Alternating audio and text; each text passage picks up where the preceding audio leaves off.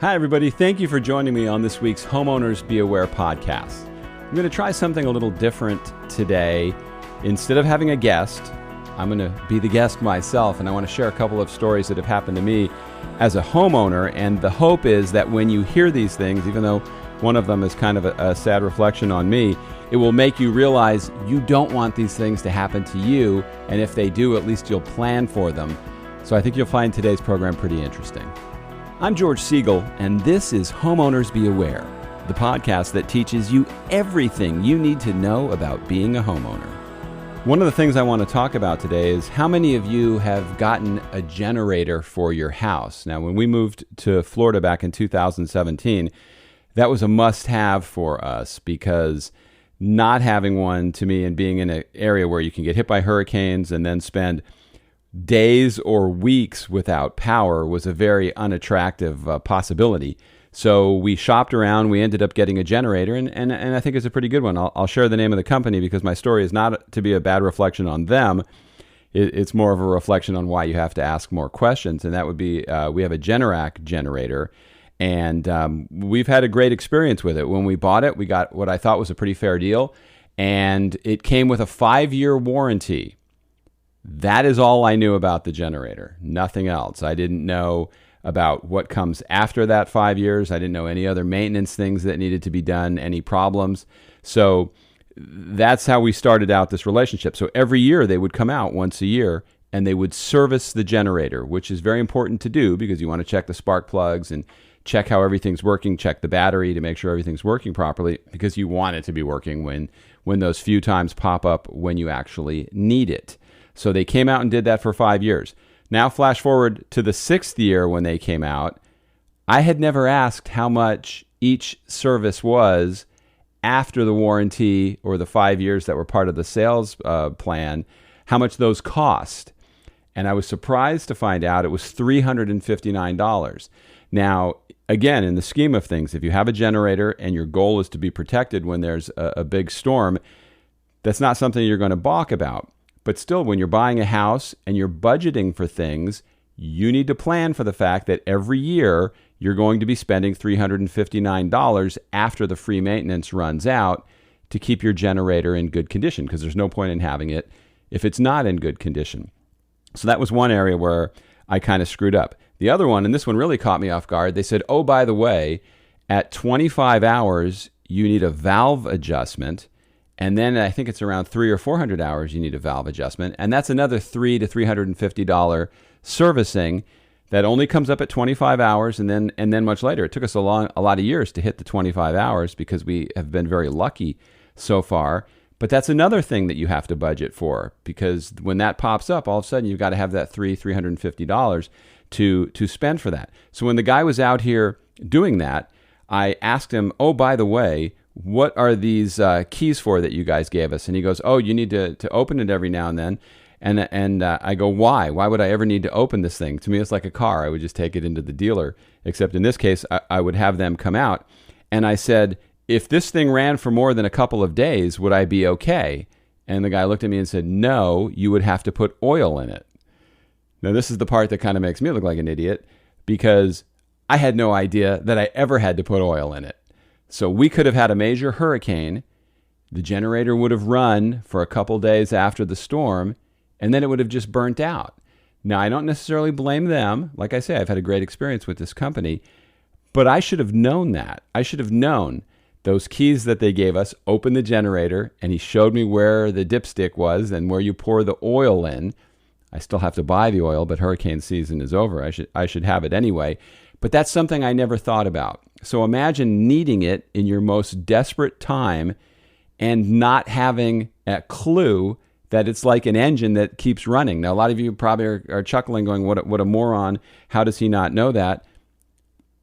I don't have to worry about that with my cars. I get them serviced regularly, so it's not a problem.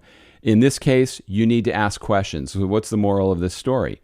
You need to ask a lot of questions. If somebody's setting up a generator, or they're setting up a hot water heater, or they're setting up any kind of system in your house, make sure you ask maintenance questions. Ask, how am I supposed to take care of this? What's the cost of taking care of it going to be?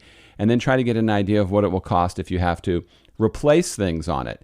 Not knowing the answers to these questions can be a very expensive process, and you certainly don't want to get caught off guard, because when it's something that is as important as a generator, you really can't afford to be without it. The other story I wanted to share, and I've had a lot of bad luck with this, is when people come out to actually do work at your house and fix things. We had a problem where there was a water leak that was dripping into the house and then coming downstairs. Now, this was a concern for me because, first of all, why is that? This was a fairly new house. So I called 3 different roofers to get estimates on what it would cost to fix this. One guy gets out of his truck, he walks over to the front of the house, he looks up at the roof, and he goes, "That'll cost you $2,500 to fix." And I said, $2,500 to fix what? And he goes, the where the water's leaking. I said, how can you even see the water leaking from down here? You're on the ground, the water leak is up there. If you ever hire or are getting an estimate from a roofer to come out and bid a job for you and they don't go on the roof, don't use them. I don't know how they could be on the ground and pinpoint a leak.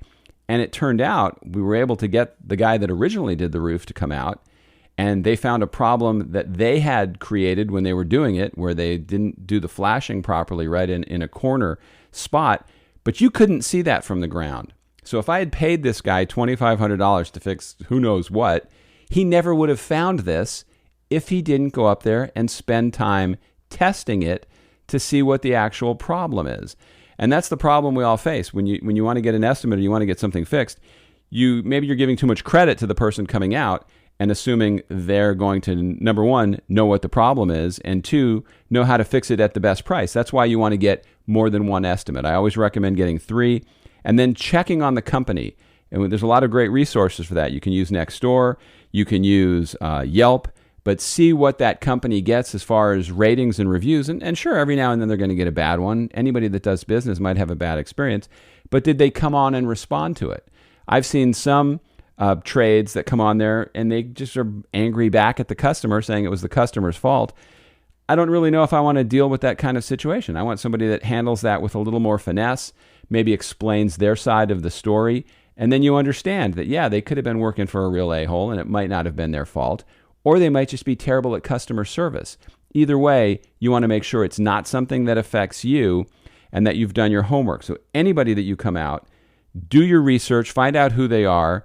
Some of the sketchiest ones I've heard stories about lately, especially here in Tampa, are pool builders, where people have given them money up front and the pool builder just was jockeying jobs from one to the other, and they ended up getting ripped off. And a lot of people were ripped off by some pool builders around here. Roofers, I've also heard some stories where people have done poor jobs. There's a lot of great people in these professions. Some people build amazing pools, and there's roofers that do an excellent job. Just mentioning that as a couple of examples. If it's an electrician, I've had electricians come out here and gotten a range of a few $1,000s on a job. Don't always take the lowest bid. Sometimes the lowest bid is that person is available and doing it for that price for a reason, or sometimes the higher bid ones are just overcharging you.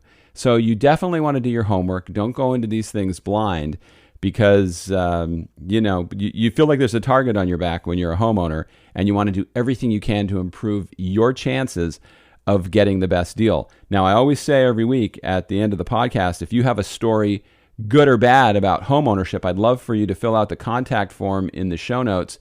Reach out to me. Let me know what that problem was. Maybe you can come here on the podcast and talk about it so other people can learn from your mistakes. I have dozens more I could share of mistakes that I've made over the years. And generally, when you make a mistake, do you learn from it, or does it come back to bite you in the end because you didn't fix something properly, you didn't get a permit to fix it, you took the lowest bidder? There's a lot of different things that come up in a job. And as the person who owns that home, you want to make sure you get the best quality work, and you also want to make sure you get it at the best price possible. So definitely fill out that contact form. Let me know what issues you might have had with your house, good or bad. Maybe you were in a big storm. I'd love to hear from you and share it on the podcast. Thank you so much for listening today. I'll see you next time.